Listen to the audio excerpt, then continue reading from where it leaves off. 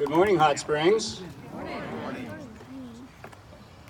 Well, I've only been here for a short while, but it's easy to see why the Babes so love to come here.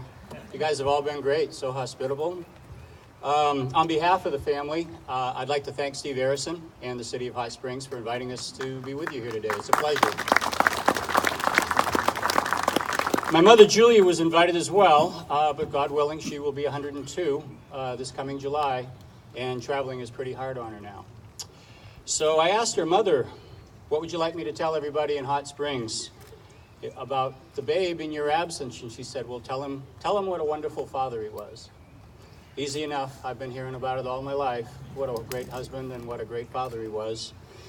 And I can do so knowing that Babe Ruth, the baseball player, is in very good hands, because the gentlemen following me they possess a knowledge of the Babe that's almost encyclopedic.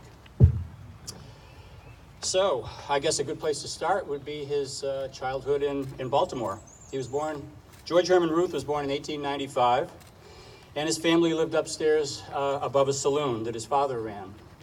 Many people aren't aware of this, but the Babe actually had 7 siblings, but only he and his younger sister, Mamie, lived to adulthood. And to quote Mamie, he was like all boys, full of mischief. They always said he was bad, but he wasn't, just full of mischief. And he didn't like school, not one bit. In 1902, when he was still a small child at the age of 7, he came to the attention of social services. Recognizing that he was terribly neglected and not receiving the parenting that he needed, social workers recommended that he be placed in an environment where he'd receive adequate guidance.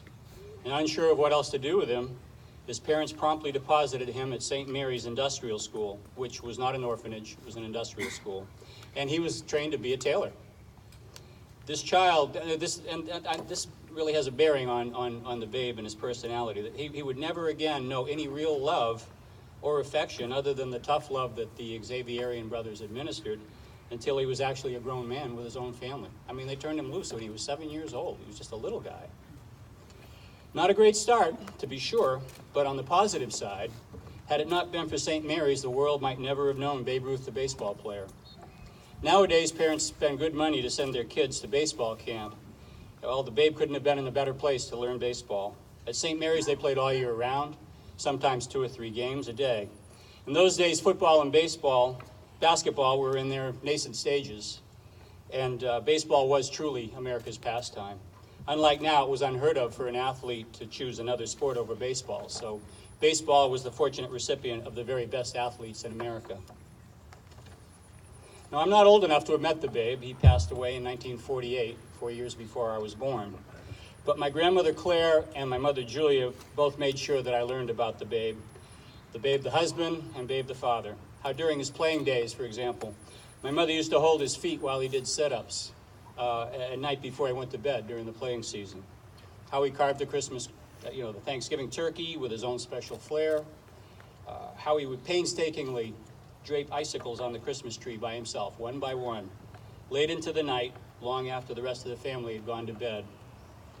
Their recollections and stories have painted a portrait for me of a kind and caring man who made sure he was there for his family and friends, and quite often even for complete strangers who were in need. On that note, the Babe belonged to nearly 100 charitable organizations over his lifetime, and he was inducted into the Sports Humanitarian Hall of Fame in Boise, Idaho in 2010. All too frequently, the Babe has been portrayed in the media as drinking too much and womanizing. So I'd like to address some of those misconceptions by providing some perspective on the Babe's early adulthood. The Babe left St. Mary's at the age of 19. Jack Dunn, the manager of the then minor league Baltimore Orioles, was required to assume guardianship for him because by law he wasn't allowed to leave until he was 21. Now consider the austere environment of St. Mary's, which was all that he knew to that point in time. He'd never tasted a steak. He'd never ridden a bicycle. He'd never even ridden in an elevator. Can you imagine? Barely 2 years later, at the age of 21, he was a rising star with the Red Sox, the toast of America, and on his way to becoming the best left-handed pitcher in the American League. Everyone wanted to meet him, wanted to be his friend, be able to say they bought him a drink, and who, given the underprivileged upbringing that he had, who would not reach out and embrace this new life and all that it had to offer? May Lazzari, wife of Hall of Famer and Murderers Row member Tony Lazzari, once said, "It drives me up a wall when sports writers write all these things about Babe secondhand. Babe didn't play ball for all those years and set records because he was a drunk. No alcoholic could play like the Babe did. Sports writers exaggerated everything. It just kills me when they write what a bum he was. Babe was anything but that. He had the whole Yankees club and too much respect for Jacob Ruppert and Ed Barrow and what the Yankees meant to the fans." I thought I'd share with you a few of the Babe's lesser-known traits, things that I've learned from my family that probably aren't generally known. Ball players can be a superstitious lot, and the Babe was no exception. Between innings, he always made sure he touched second base on the way in from right field, as if to say, "I'll be seeing you." The Babe himself said, "I have just one superstition. I make sure I touch all the bases when I hit a home run." Mother wanted me to be sure to tell you that he was a wonderful dancer, and he taught her the waltz and the foxtrot. I think it says a lot that he took the trouble to learn how to dance, because I'm certain they didn't teach him at St. Mary's. He also taught her how to bowl, and although a good golfer, he failed to impart even the basic rudiments of the game to her. Too much of a klutz. She also told me about how organized he was. At night, he would empty his pants pockets and lay everything out on the top of his bureau in readiness for the next day. He was also extremely punctual and had little patience for those who weren't. He gave late arrivals 20 minutes, and then he was on his way. I mentioned earlier that he was trained to be a tailor. One summer, my mother was going away to camp, and she needed a blanket for her bunk. The Babe actually sewed a quilt for her and said, "If you ever tell anyone about this, you're grounded for life." By all accounts, he was a lot of fun to be around. A barrel of monkeys and a big brass band all rolled into one. And here's something pretty special. Sometimes before a ball game, he would buy all the kids in the bleachers hot dogs and soda, and then he'd go up and hang with them. Who does that? That's the sort of thing that made him so special, though. Just the other day, I was having dinner with my mother, and she said, "You know, Daddy was such a great guy. He adopted me, and he gave me his name. He even gave her his blood. At the age of 17, she had to undergo a surgical procedure, and the Babe proved to be a match and gave her his blood." He came to regret his early distaste for education, because unfortunately, it's been estimated he received about the equivalent of an 8th grade education. Given the social circles that he wound up moving in because of his celebrity, he was always embarrassed by his lack of education, and he was on a perpetual learning curve basically for all of his life. Ford Frick was a sports writer who became the 3rd commissioner of baseball.